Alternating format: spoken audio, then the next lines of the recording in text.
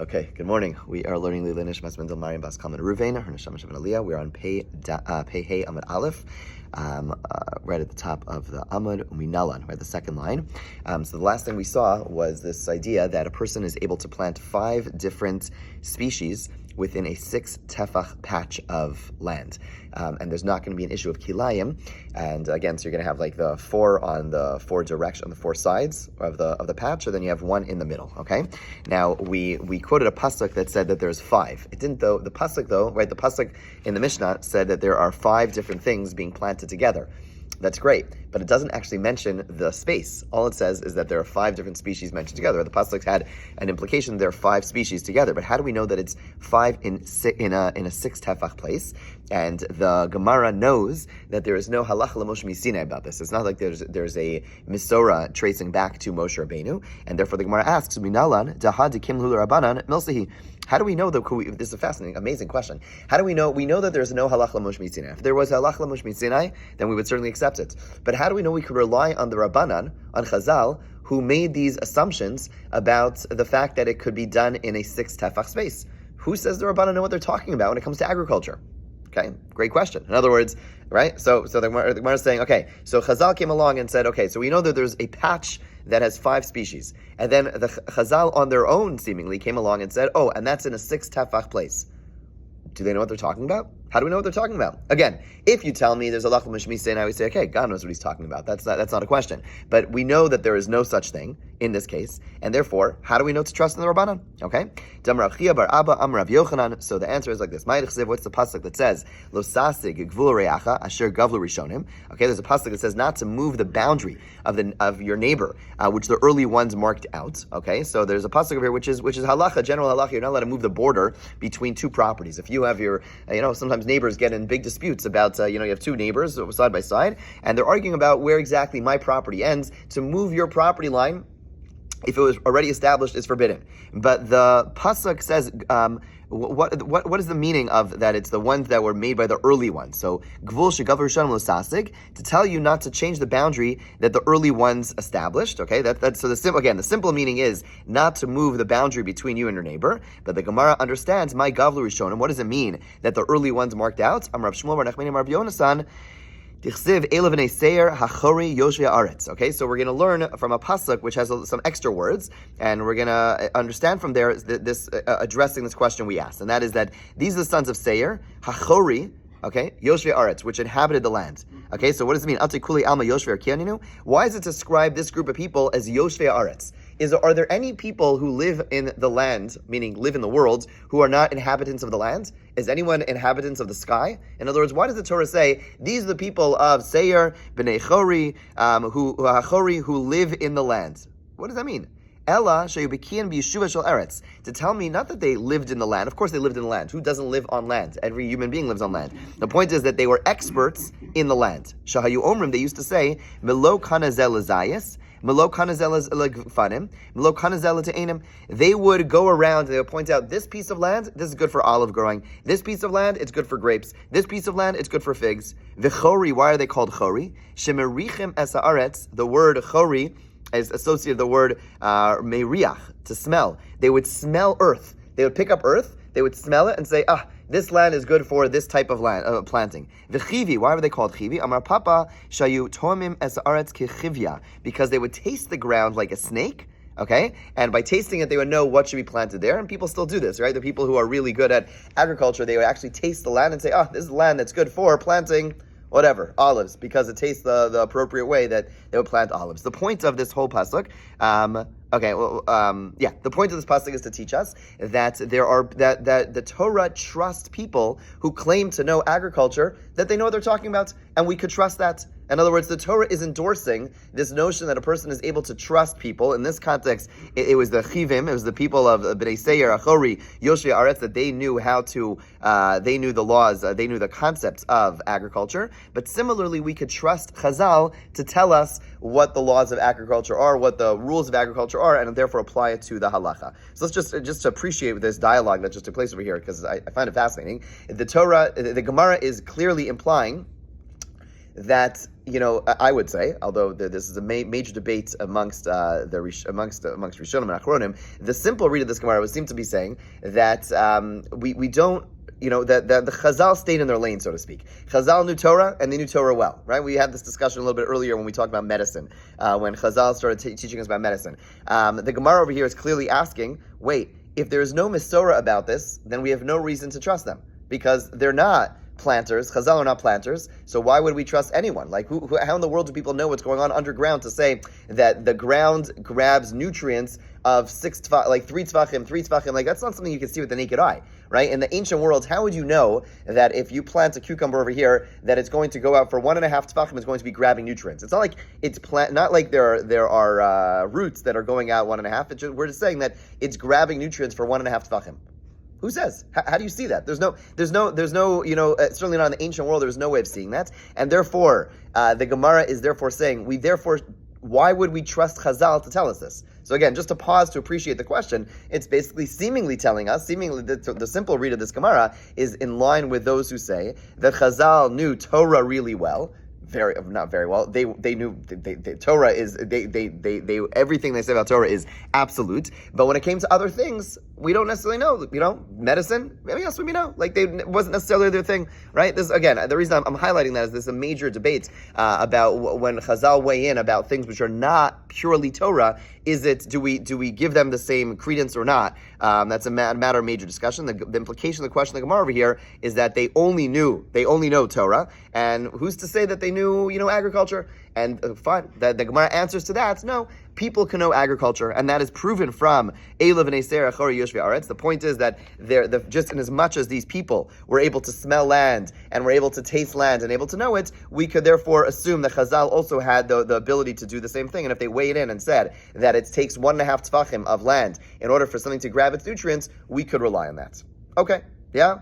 Makes sense? Okay. Says the Gemara of Achar Yaakov Omar, Chori, another reason why they're called Chori. So we said the reason called Chori is because they smell the land, but Chori shnasu nechorim nichsein, that they were freed of their property. It's a bit of a cynical comment, because the people of Esav went ahead and knocked the people of Bnei Seir HaChori, they knocked them out of the land. So they became, quote unquote, free from their land, meaning they didn't have land. It's not how, it's like a cynical comment, basically saying that Esav made them free of their land, that now they don't have property. So they're free from property, they're free from working on property, because Esav went ahead and took the people of Bnei Seir and kicked them out of their lands. Okay. Fine. Now let's go back to, if you recall yesterday, we spoke about this patch of 6 by 6 tfachim with, we said you could plant 5 different species in this 6 by 6 place of land, right? 4 on each side and 1 in the middle. Okay? Amar Ravasi, Aruga tocha shisha chutz migvuleha. When we said 6 tfachim, that's a 6 tefach patch, that does not include its borders. Okay, so meaning, whenever there's a patch of land, there's always going to be a border around the land. What's the function of the border? So you can walk around it, you can water it, right? You need to water the land, so you'd always have a border around it. So he's clarifying, when we said 6 by 6, it's not 6 by 6 and the patch including the border, but rather it's 6 by 6, and then outside of 6 by 6 is a border. Tani nami hachi. We have a brayso which says the same thing. Aruga tocha shisha, the garden patch mentioned in the Mishnah, has an internal area of 6 tefachim. Okay? Gvuleha, let's turn Gvuleha bekama, how wide are the borders? Kiditznanan, we learned in the Mishnah, meaning now we're asking how wide are the borders around the 6 tefach space. Kiditznanan, we learned in the Mishnah, Yehuda Omer, Rochav Kimlo, Rochav Parsa. The width is equal to the width of a sole of a foot. Okay, the sole of a foot, which the Mefarshim tell us is about the size of a tefach. Okay, so the sole of a foot is about this big. I mean, it's a big sole, but the point is it's about this big. Okay, Amar Rav Zera V'Tamer Rav Chanina Bar Papa. My time of Rav Yehuda. Where does Rav Yehuda get this idea that it's the sole of a foot? Tichsiv, the pasuk says, V'Shkisa V'Raglecha Kigana Yark, and you'll water it on foot like a vegetable garden. The pasuk over here in Devarim is telling us you're going to water the garden, but it tells you you'll water it on foot. Why does it say you water on foot? So like, how else are you going to get around? You're going to fly? Of course you water it on foot when you walk around. So why does it say on foot?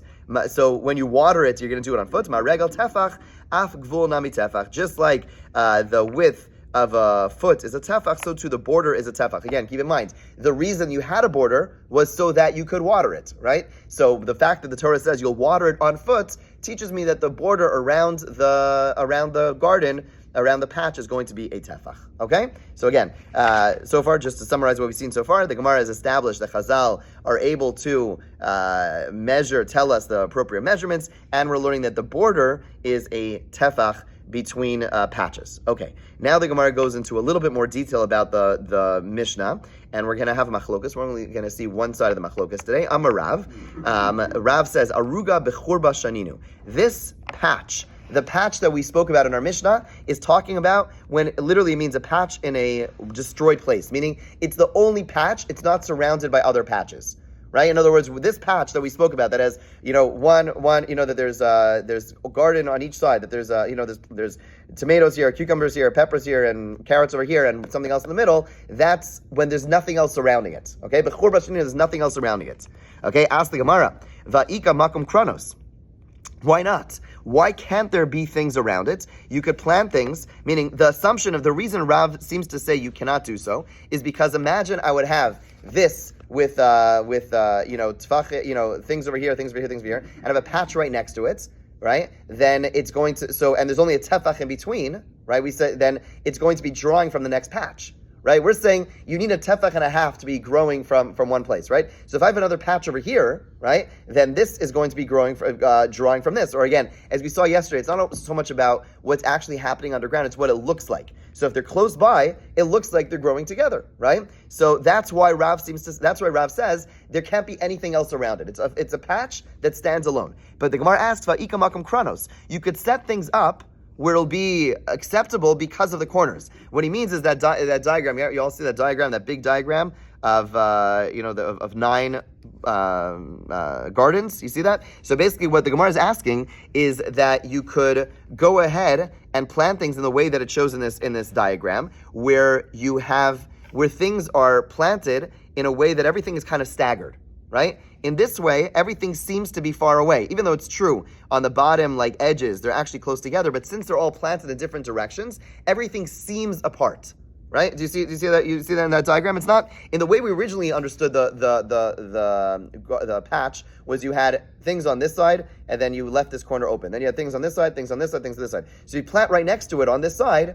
It's right next to each other. But now we're suggesting, no, don't plant side by side. Do it like this diagram shows. And so you stagger it. You basically have a patch. You have, the tomatoes up on the top of this patch. But you don't plant anything exactly parallel to it. The next thing you plant next to it is going to be under it. So nothing is going to ever be parallel side by side in the way it's staggered over here. And therefore, you're going to have the proper distance, and it should be fine. Why do you have to say there's no other gardens next to it, there's no other patches next to it? This diagram over here is set up in a way where nothing is truly side by side. It should be okay.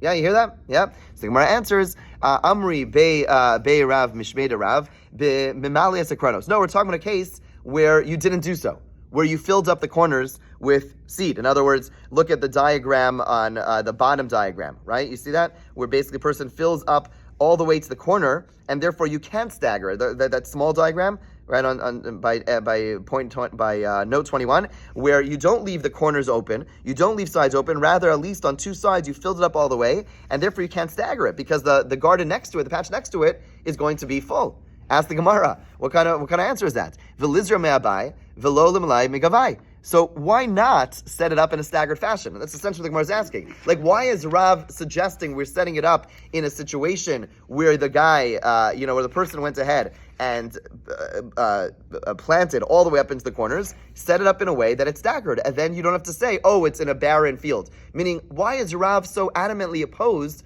to setting up a field where you could set up a bunch of different gardens within one field? So the Gemara answers, Pehei Amud Beis on the top, Gezerah Shei Malas Akranos. The Gemara says, you're right. Theoretically, a person could do this, but we're afraid. We're afraid that a person is not going to be so diligent and is one day, so he says like this, technically you could set up a field that is all staggered, and then you could set up 5 in one patch, 5 in one patch, 5 in one patch, 5 in one patch. True.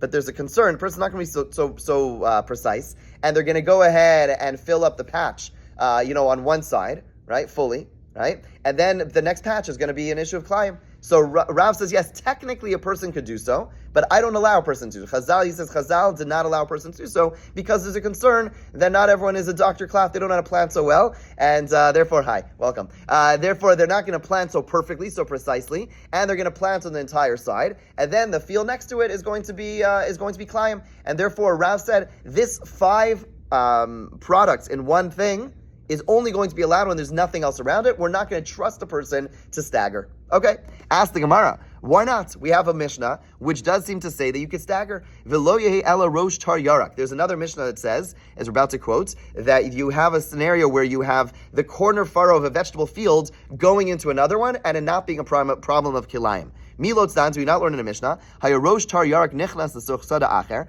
that if the tip of a vegetable field entered into a different field, mutter. So in other words, if you have, let's say, one big field planting cucumbers, okay, and then that field enters into the field of tomatoes, right? So that should be Klayim. But the point is that if it's clearly from field number 1 and it's just adjacent going into field number 2, it's seen as separate. So why don't we say the same thing? Mutter b'nei sof sada. It's mutter because it's clear, like it looks like the end of the first field, and therefore we don't treat it as Klayim. So when it says Ein Rosh Tor Baruga, that's only true when you have 2 large fields. If I have one large field and then it's going into another field, then you see those 2 things as separate. But when I'm talking about 2 different patches side by side, that's not the same thing as a big field going into another big field, and therefore we don't say such a principle, and therefore Rav suggests or concludes that his understanding is that the Mishnah is talking about a field which is surrounded by surrounded by no other patches. We'll see tomorrow, Mirz Hashem, Shmuel disagrees, and we'll see what the base of their argument is. And Shmuel says no, it could be surrounded by other fields, by other patches, and we'll come back to that, God willing, tomorrow. Okay, less complicated than Tuma, right? Yeah. Okay. Okay. So let's go a little bit further into what we were talking about yesterday. So if you recall, what Rav Dessler was talking about was the fact that there is a Yetzer Tov and a Yetzer Hara that both work on, I guess, the natural level and the supernatural level. That there is what we call like natural good and supernatural good. There's natural evil and supernatural evil, right? There's what he describes as there's our natural inclinations, natural drives, and then there is something extra that also plays a role. An example he gives of a person who has one and not the other is Avimelech, the king of Pelishtim. We see he sees himself as a good person, right? When he's the one who abducts Sarah. He abducts Sarah, and he says, when God says he's going to get punished for abducting Sarah, he says, I don't understand. I did nothing wrong. And when he addresses Avram says, what did he do wrong? Ein yiras Elokim. There's no fear of God over here. So he understands. So what does that mean? So on the one hand, he thought he was good. At the same time, Avram's saying there's no yiras Elokim. The point is that he's making is that a person could have what we'll call the basic core morality, but it's not the same thing as yiras Elokim. Yiras Elokim is what we'll call an extra soulfulness, an extra sense of scrutiny, extra sense of spirituality, which is not the same as a basic sense of morality, right? Many people say I could become a good person, become a moral person, even independent of Torah, even independent of anything beyond intuition. He says that's Avimelech. And that whole section of the Torah is to tell us that's not enough. The purpose of that dialogue between, right? Ultimately, he does something wrong. Ultimately, abducts a woman that he didn't, right? Because he didn't know that she was married. Again, Avram comes in. Let's review the story. Avram comes into this land and says, "It's my sister." Okay, Avimelech says, "Great, I'll marry her." Right? And then eventually Hashem appears to him and says, "You did something wrong." So Avimelech argues what any normal person would argue. He says, "What do you mean? I did everything I was supposed to do. I did nothing wrong." And the response is, no, there's no yiras Elokim. You're not thinking deeply enough. You're not tapping into something high enough. What you're doing is you're basically saying, okay, this is justified. There is a level of justification which is not as far as we could go as human beings. We have an Hashem. We're able to tap into a deeper sense of morality, and sometimes we could justify things based on, quote unquote, conventional morality and say, yeah, what do you mean? I was fine. And that's exactly what Avram says to him. Yes, you were, quote unquote, good, but you didn't have yiras Elokim. You weren't really asking yourself, if I'm standing in front of God, would I do this exact thing, right? Yiras Elokim means a higher level of scrutiny where I'm able to say, right, there's many actions we could do that might be justified in the eyes of man, justified in the eyes of other people. If other people would see us, they'd say, yeah, it's okay. But we know deep down, is this something that if I'm standing in front of Hashem, would I be able to do this thing? That's a whole different level, right? And that is reflected as there is what we'll call the natural good, the natural morality that we could accept and assess by, human beings. And then there's that higher level, which is takes a lot more honesty, a lot more ability to really be self-critical and really ask yourselves, is this really the right thing to do? That's the difference between the basic level and that higher level, and that's something that we're ultimately striving to do. He gives a very interesting litmus test, a scary litmus test. He says, if you want to test, we want to know that if you're really in touch with your neshama, he says, okay, it's good timing. He says, tonight and tomorrow, you can test it. He says, if you feel a neshama yisera on Shabbos, you're good to go. If you don't feel it, you're not there yet. Scary stuff. Okay, so he says if you don't feel a sense of holiness, a sense of spirituality, a sense of closeness to Hashem on Shabbos, and then he says that demands of us extra tshuva, that means we still haven't broken free from our basic morality and we're still not in touch with the higher level. So he says every Shabbos we can test ourselves. How are we doing? How are we doing? Are we feeling it? If we're not feeling it, okay, so we'll do tshuva, and God willing, next week we'll feel it. But every week to know if we're really, do we have Yiras Elokim? Are we really in touch with Hashem? Ask yourself every Shabbos when you come into Shabbos, not do I feel calm, do I feel quiet, do I feel like I'm enjoying the food that I'm eating, do I feel an neshama yisera, do I feel something, am I touching something? And if I'm able to feel it, then we know we're good. If not, then a person, it's an insight into how we're doing as a person and to grow and to be able to, transcend our basic morality, which of course we all have, and get to the Yiras Elokim, which is referred to by Avram, something that we could all attain in our lives. Okay, have a great day and a good Shabbos, a soulful Shabbos.